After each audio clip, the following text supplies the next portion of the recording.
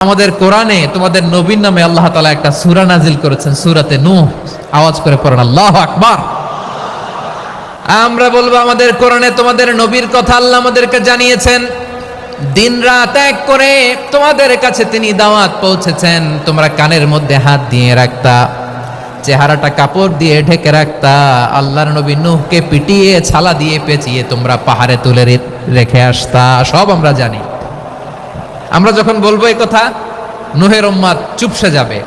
তখন আমরা সত্য বলেছি কিনা এটা আল্লাহ তাআলা জানতে চাইবে বিশ্বনবীর কাছে। তখন বিশ্বনবী আমাদের পক্ষে সাক্ষী দিবেন। আওয়াজ করে বলেন আল্লাহু আকবার। এজন্য আল্লাহ বলেন, নবী আপনি হচ্ছেন সাক্ষ্যদাতা, সব নবীদের উপর আপনি হবেন সাক্ষী, আবার আপনার উম্মতের সাক্ষীর উপর আপনি হবেন সাক্ষী। তার মানে নবী গো, কিয়ামতের কঠিন ময়দানে আপনি হবেন রাজ সাক্ষী।